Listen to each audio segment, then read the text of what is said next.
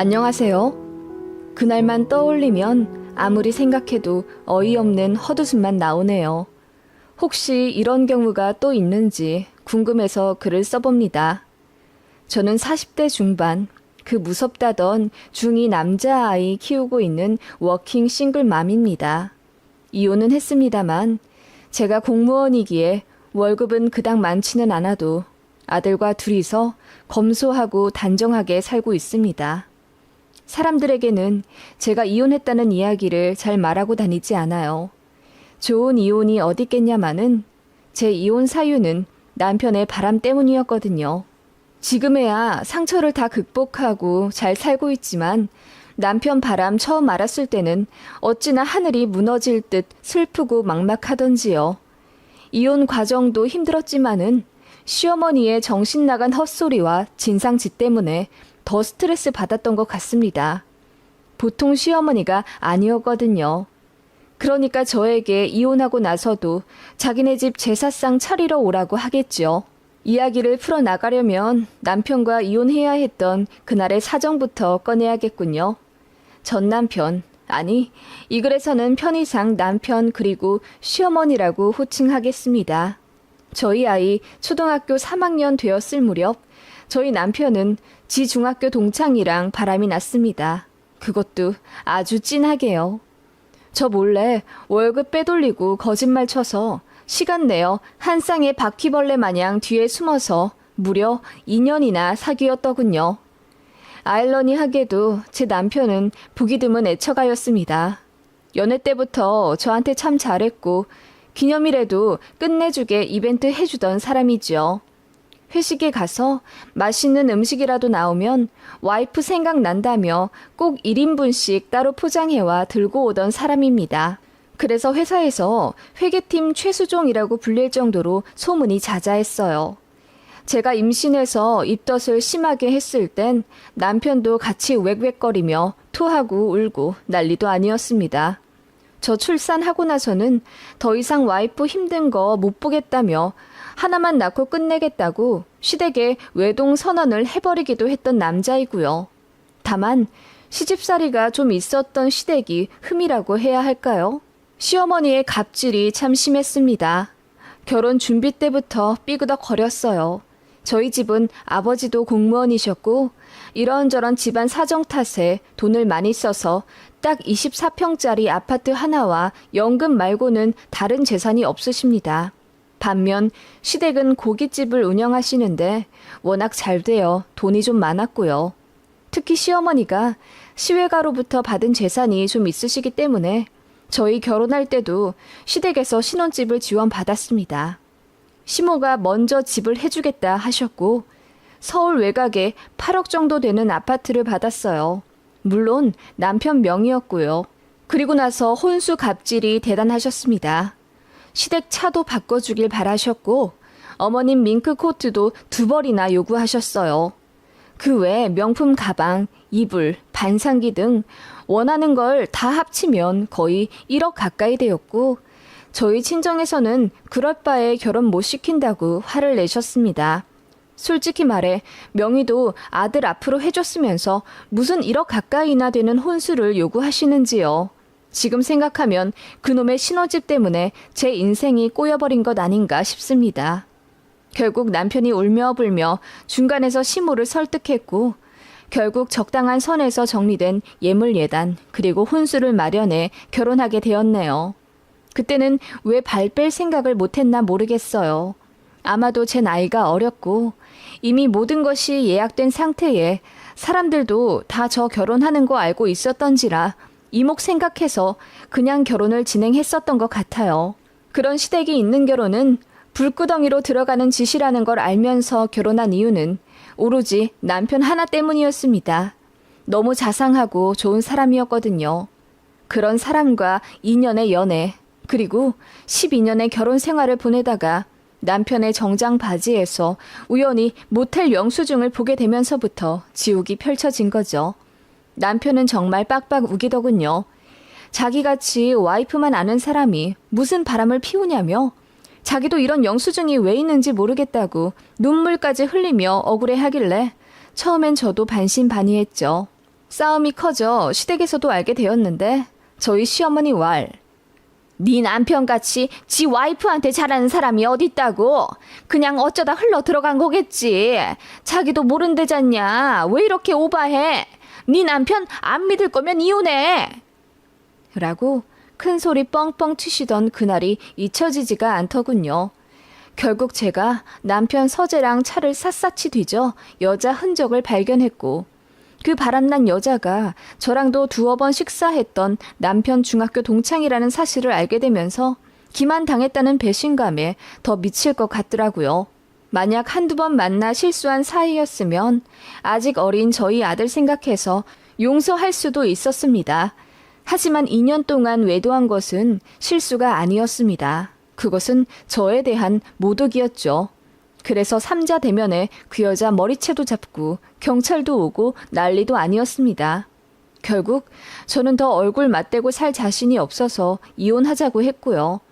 그 와중에 더 충격적인 사실은 남편이 저랑 아이가 친정 가구 없을 때 집에 그 여자 불러서 잠도 자고 그랬다더군요. 제가 친정에 2달에 한 번 정도는 갔으니 2년 동안 저희 집에 10수번은 왔다 간 겁니다. 심지어 저희 안방 침대에서 그 짓거리를 했다는 걸 생각하니 피가 거꾸로 솟는 기분이 아닐 수 없었습니다. 더 놀라운 사실은 남편이랑 그 여자는 서로를 여보라고 부르더군요.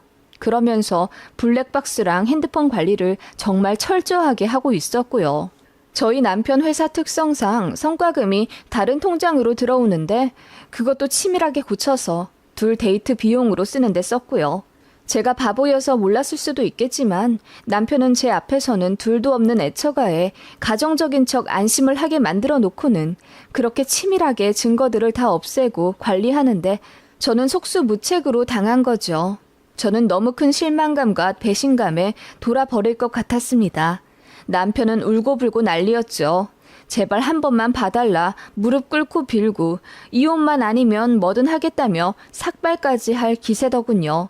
양가에서도 알게 되었고 저희 아버지는 극도로 분노하셨어요. 어머니는 그 착한 이서방이 어떻게 2년이나 바람을 피워서 내 딸 마음에 대못을 박을 수 있냐며 통곡하셨고요. 시댁에서도 처음에는 남편더러 뭐라고 했죠. 시아버지는 몽둥이까지 들고 와서는 당신 아들을 모질게 혼내 정신을 차리게 해주겠다며 흠씬 두들겨 팰 듯 액션을 취하셨고 시어머니도 왜 그런 못난 짓을 했냐며 등짝을 때리셨고요.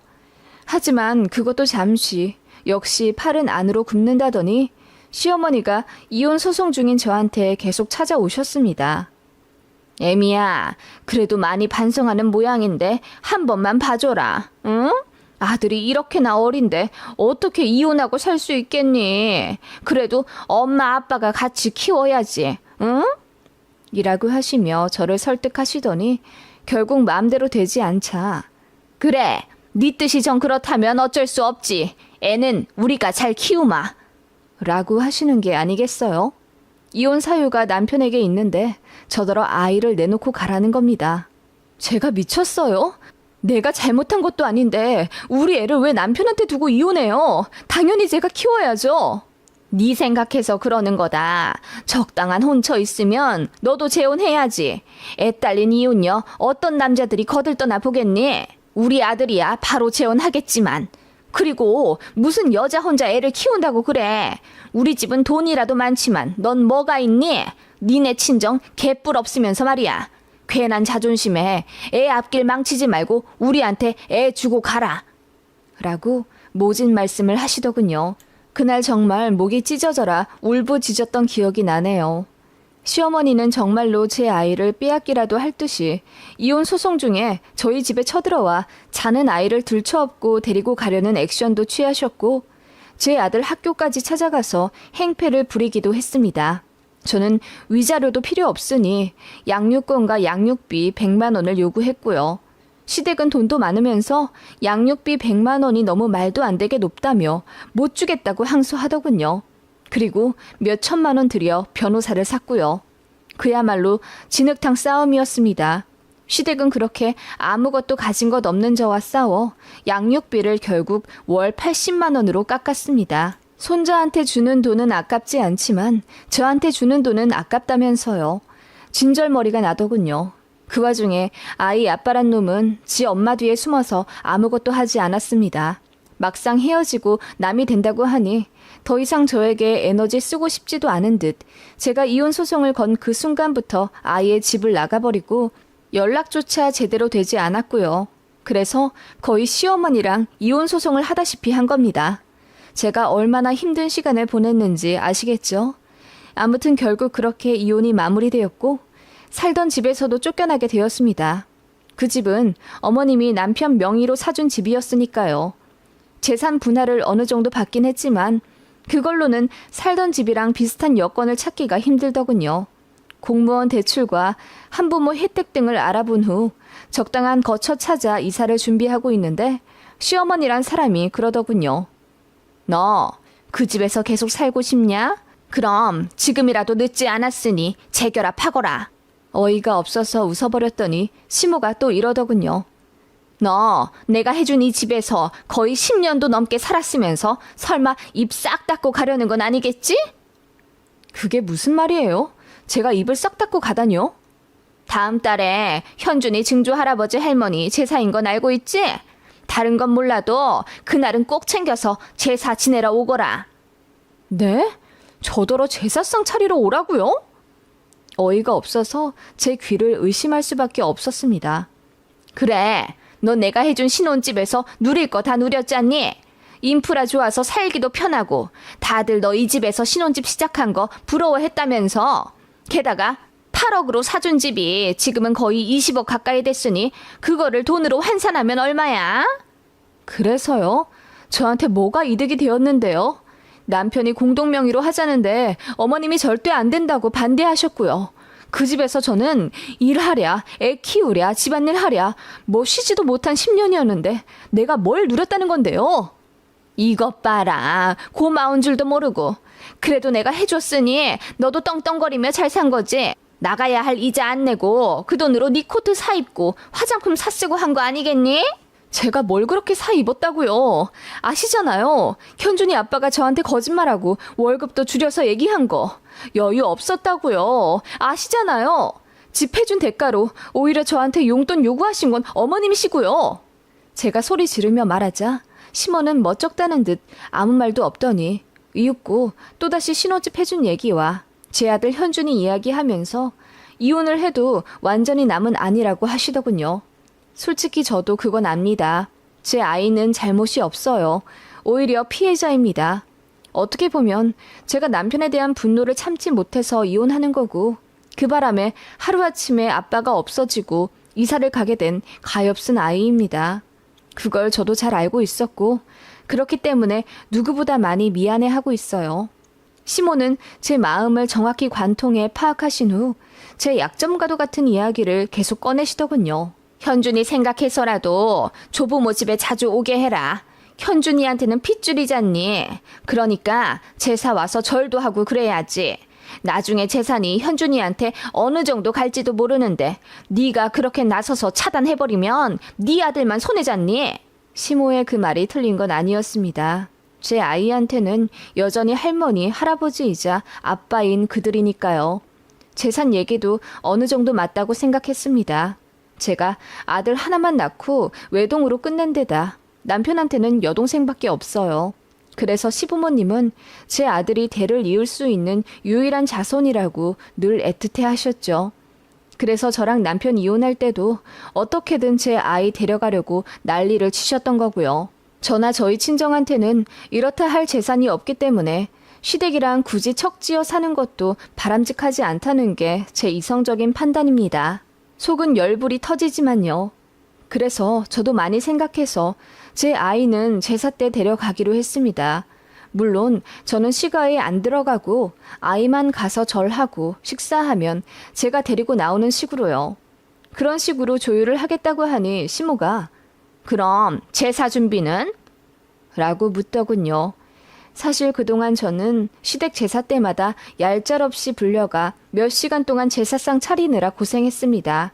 그날은 반차를 내서라도 반드시 시댁에 가야 했기에 제 주변 사람들이 저를 안쓰럽게 생각하곤 했습니다. 시모가 절대 이해해주지 않았기 때문입니다. 부자 시댁 시집와서 신혼집까지 거저받았으면 당연히 해야 할 일을 해야 한다며 시부모 아침상은 안 차려줘도 시댁 제사는 차려야 한다 라는 게 시모의 가치관이었습니다. 시어머니는 너무 고지식한 사람이라 저한테도 원래 일주일에 서너 번은 안부 전화를 하고 주말마다 시댁 와서 적어도 한 끼 정도는 시부모를 위해 요리하고 대접해야 한다는 주의였는데 남편이 그나마 막아줬었거든요. 아무튼 그런 시모였고 제사에 대해 많이 중요시하는 건 알고 있었습니다. 그런데 그거야 결혼 생활하고 있을 때 말이고 지금은 이혼, 게다가 남편의 잘못으로 이렇게 되어버렸는데 뚱딴지같이 제사 준비에 대해 넌지시 묻는 시모의 의중이 너무 어이가 없더라고요. 네? 제사 준비라뇨? 설마 저더러 준비하라는 말씀이세요? 그래, 현준이만 보내면 그 제사상은 누가 다 차리니? 지금까지 너랑 같이 차렸는데 나더러 다 차리라는 거야? 내 나이 곧 있으면 70인데? 아니, 그러면 이혼까지 한 마당에 제가 전시댁 제사 준비를 하라는 말씀이세요? 거기서 이혼 얘기가 왜 나오니? 내가 말했잖아. 현준이한테 증조 할머니 할아버지잖니. 그렇게 남남처럼 성 긋고 그러지 말어. 그래서 제사할 때만큼은 현준이 보낸다고 하지 않았어요? 뭘 더 바라세요? 제가 소리를 빽 지르자 어머님이 얼굴이 불그락 푸르락 해서는 너도 도리를 해야 하지 않느냐? 현준이 어머니면 너도 당연히 제사상 차리는 거 도와야지. 말도 안 되는 소리를 하고 있어. 라고 하더군요.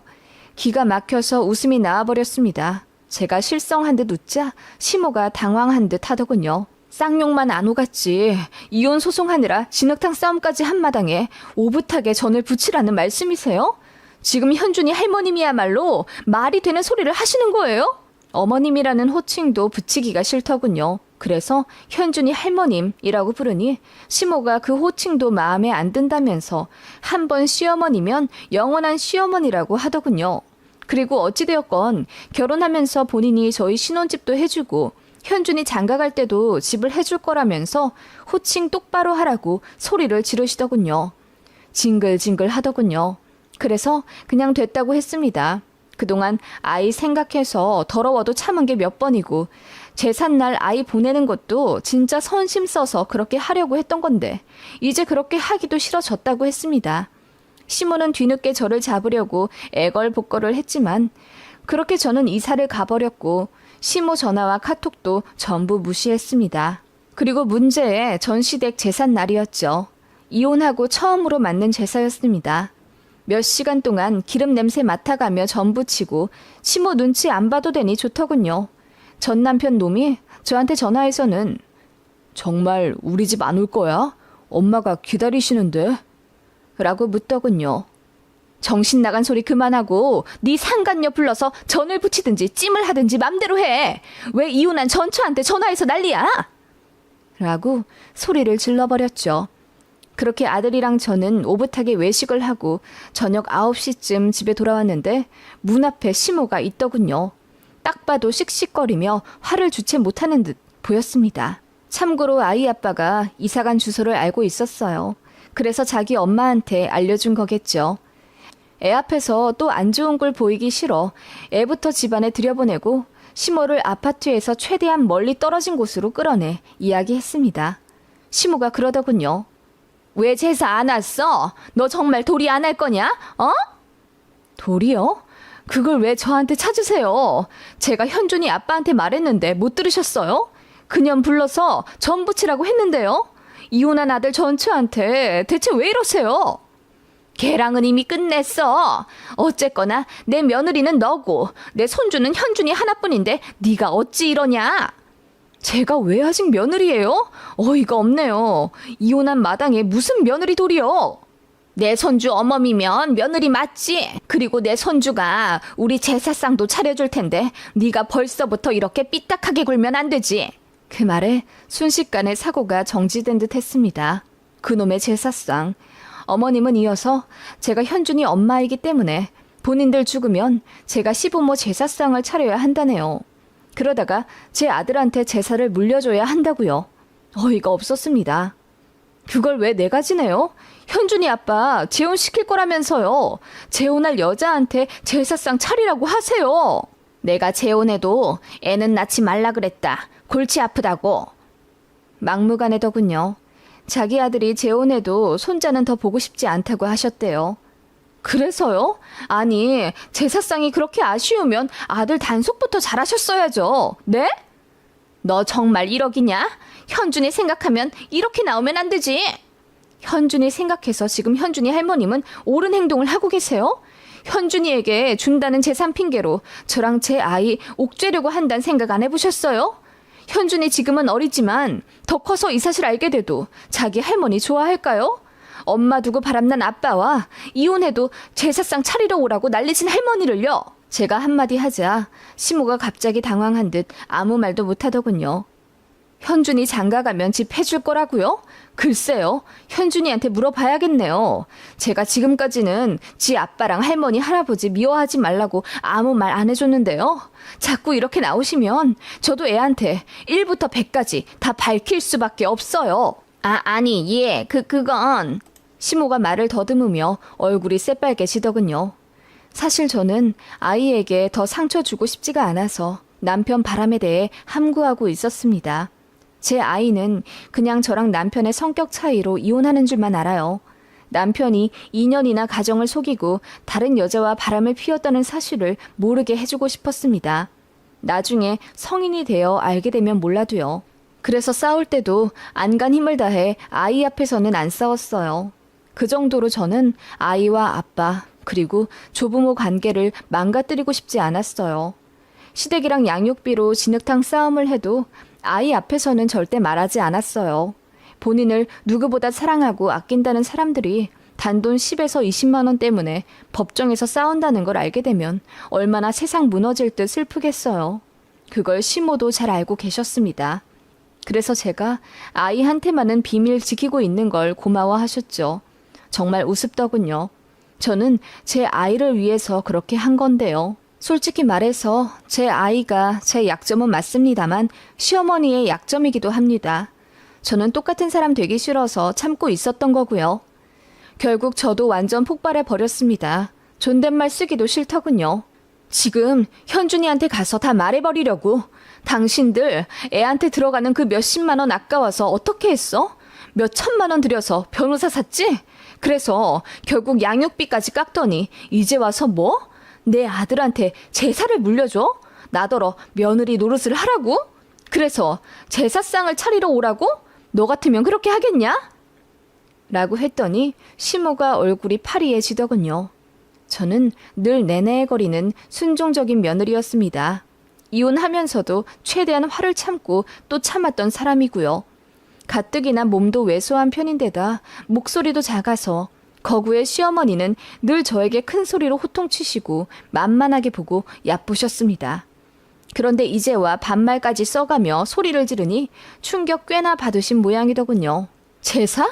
그래, 더러워서 내가 차려줘야겠네. 당신들 제사상에 뭐 올려주면 돼? 붕어빵? 치토스? 먹다 남은 유통기한 지난 빵 쪼가리라도 올려주면 다행이겠네. 바람나 이혼한 전 남편 부모 제사를 깍듯이 차려줄 거라 착각하는 당신도 참 한심하다. 뭐라고? 아니, 현준애미야. 너 갑자기... 그냥 현준이한테도 다 얘기를 해버리려고. 너한테 한 푼 주는 거 아쉬워서 맞소송까지 건 사람들 얼굴 계속 볼 거냐고. 네 아빠가 엄마한테 얼마나 큰 상처를 줬는지도 내가 지금 당장 집에 들어가서 자세히 다 말해줘야겠네. 라고 했더니 시모가 얼굴이 사색이 되어 저를 붙잡더군요. 그게 아니라... 그게 아니긴 뭐가 아니야? 그리고 뭐? 현준이 장가가면 집을 해줘? 퍽이나 해주겠다. 양육비 몇십도 아까워하는 인간들이. 아니 그건 너도 알잖니. 너한테 돈 흘러 들어갈까봐 그렇게 한 거지. 나중에 현준이한테 잘 해주려고 했어. 그리고 현준이도 성인 되면 이해할... 과연 이해를 할까? 내가 지금 물어봐야겠네. 라며 제가 집으로 들어가려고 하니 시모가 거의 울부짖다시피 하며 빌더군요. 제발 제 아이한테 그렇게 말하지 말라면서요. 그렇게 1시간 정도 실랑이를 벌였습니다. 지나가는 사람들이 별로 없어서 망정이지 동네 망신 꽤나 당할 뻔했어요. 시모는 그렇게 저에게 빌었고 저는 다시는 찾아오지 말라고 했습니다. 아이 앞으로 뭐 안 해줘도 되니 제사 핑계로 할머니 할아버지 집에 들일 생각도 말라고요. 면접 교섭일 되면 밖에서 아이 아빠 만나게 해줄 거라고요. 그리고 이렇게 막무가내 찾아오는 거 전부 경찰에 신고할 거라고 했습니다. 아예 막 나갔죠. 이럴 거면 양육비도 안 받고 친권 오롯이 제가 다 갖겠다고요. 당신들 현준이 머리카락도 못 보게 해주겠다고 하니 시모가 엉엉 울더군요. 시모는 결국 제 앞에서 무릎을 꿇고 빌었고요. 제사 때 아이는 안 가게 되었습니다. 적당히만 했어도 이렇게까지는 안 되었을 텐데 말이죠. 그렇게 몇 년의 세월이 흘렀습니다. 아이와 저는 새로 이사간 곳에서 잘 적응해서 살아갑니다. 다행히 사춘기도 순하게 온 아이라 엄마랑 시간 많이 가지는 너무너무 착하고 의젓한 아들입니다. 이혼 사유에 대해 정확히 말해준 적은 없지만 느낌상 어느 정도 눈치챈 듯 하고요. 면접 교섭일에는 밖에서 아빠만 잠깐 만나고 할머니랑은 안 만나려고 하더군요. 덕분에 시모만 애가 타고요. 전 남편은 그 상간녀와 재혼하는 듯 하더니 결국 엎어졌나 보더라고요. 얘기 듣기로는 그 여자가 시집 오기 싫다고 했대요. 보나마나죠. 시어머니 자리 보고 도망간 거죠. 전 남편 회사에도 소문이 쫙 돌았다고 하더군요. 바람나서 이혼 당했다고요. 평판이 중요한 회사라 아마 얼굴에 먹칠 꽤나 했을 겁니다. 시모는 그렇게 나이 70 다 돼서 아들 뒤치다꺼리 한다고 고생 꽤나 하는 모양이더군요. 참 꼬습습니다. 일어나지 않았다면 좋았을 일이지만 이미 일어나게 된 거 씩씩하게 싸우고 내 앞길 찾아 떠나는 게 최고인 것 같습니다. 그게 나와 내 가장 소중한 사람을 지키는 방법이더군요. 보는 분들에 따라 사이다가 아닐 순 있겠지만 저는 지금 참 행복하다는 걸 말씀드리고 싶어요.